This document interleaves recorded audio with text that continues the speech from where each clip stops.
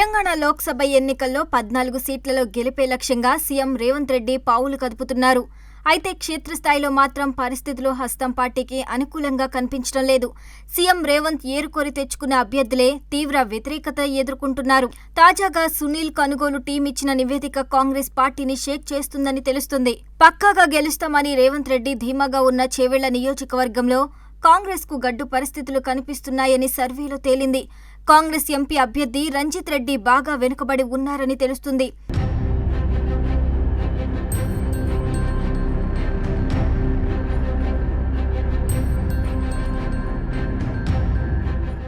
Ranjith Reddy Chevella sitting ఎంపీగా ఉన్నారు. ఆయనకు బీఆర్ఎస్ మరోసారి టికెట్ ఖరారు చేసింది.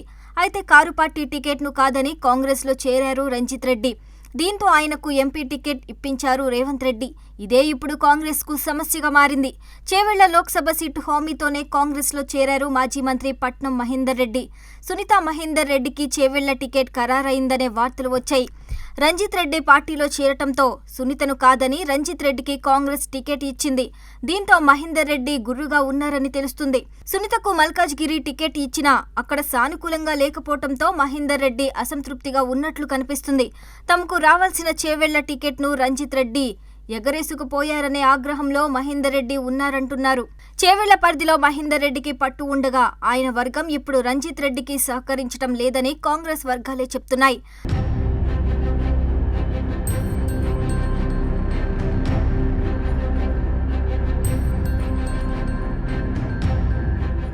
పార్టీలోకి వచ్చిన వెంటనే రంజిత్ రెడ్డికి ఎంపీ టికెట్ ఇవ్వడాన్ని కాంగ్రెస్ కేడర్ కూడా జీర్ణించుకోలేకపోతుందని తెలుస్తుంది. గత 5 ఏళ్లలో కాంగ్రెస్ నేతలను రంజిత్ రెడ్డి టార్గెట్ చేశారని, చాలా మందిపై కేసులు పెట్టించారని కాంగ్రెస్ కార్యకర్తలు చెప్తున్నారు. అధికార దర్పంతో అడ్డగోలుగా వ్యవహరించి భారీగా ఆస్తులు కూడబెట్టారనే ఆరోపణలు రంజిత్ రెడ్డిపై ఉన్నాయి. అక్రమంగా సంపాదించిన ఆస్తులను కాపాడుకోవటం కోసమే కాంగ్రెస్లో చేరారనే టాక్ వస్తుంది.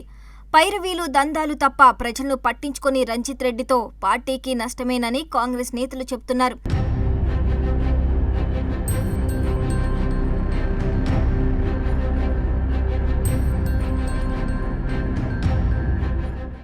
అటు బీఆర్ఎస్ కేడర్ కూడా రంజిత్ రెడ్డిపై కసిగా ఉంది. నియోజకవర్గంలో ఎవరికీ తెలియకపోయినా కేసీఆర్ టికెట్ ఇస్తే గెలిపించామని, 5 ఏళ్లు అధికారం అనుభవించి పార్టీ కష్టకాలంలో తన దారి తాను చూసుకున్నారని గులాబీ నేతలు మండిపడుతున్నారు.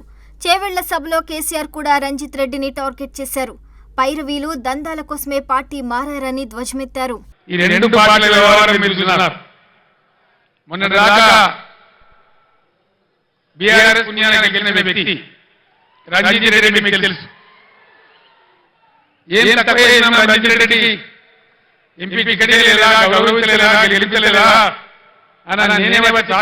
మీరే ఓటేలా ఎందుకు పార్టీ మారాడు రంజిత్ రెడ్డి?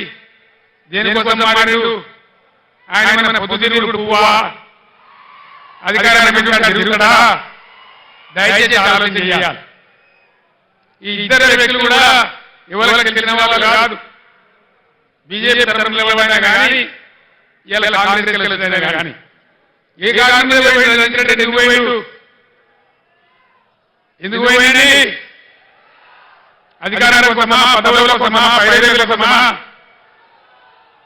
దయచేసి మీరే సమాధానం చెప్పాలి. ఈ విధంగా ఉన్న వాళ్ళు దీటైనటువంటి దెబ్బ మీరు కొట్టాలని చెప్పి మనం చేస్తా ఉన్నాం.